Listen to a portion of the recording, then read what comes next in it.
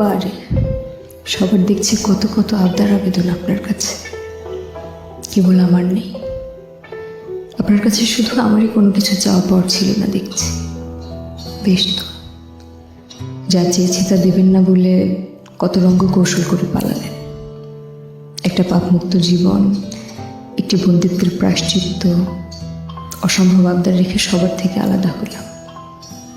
সবার মতো আবদার প্রকাশ করে কাঁদতে পারছি না। আপনার আবার ছিলই বাকি জয়ামির, একটি অসম্পর্ক, একটা বিরোধ, তথাকথিত বৈধ একটি পরিচয়। তার ভিত্তিতে কি বা চাইবার থাকতে পারে আপনার কাছে? এক জীবনে কারো মেয়ে, বোন ও কিছু বন্দির কাণ্ডারি হতে গিয়ে স্ত্রী ও মা হওয়া হলো না। হারালাম সন্তানুষা। আপনি কে? আমার কে আপনি?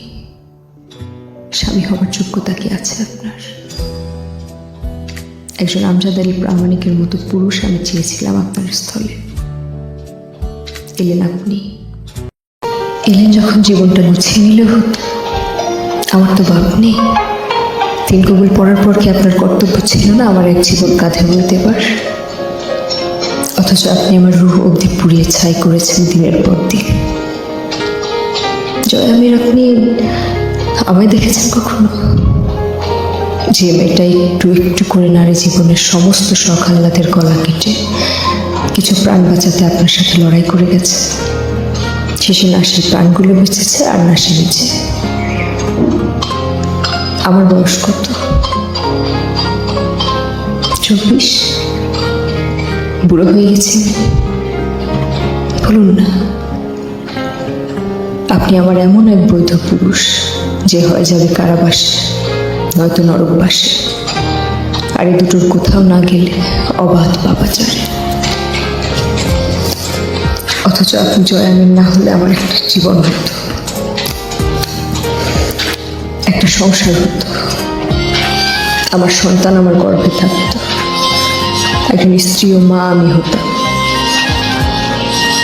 সব কেড়ে নিয়েছেন। আপনি আমার কাগজ কলমের স্বামী। হৃদয়ে কতটুকু জিজ্ঞেস করেছেন কখনো? জিজ্ঞেস করলে হয়তো বলতাম আপনি একটি সূচের বিষমাখা প্রান্ত, যা আমার হৃদয়কে প্রতিক্ষণে খুঁচিয়ে রক্তাক্ত ক্ষত বিক্ষত করেছে। তা শোনার পর কি স্বামী হবার চেষ্টা করতেন?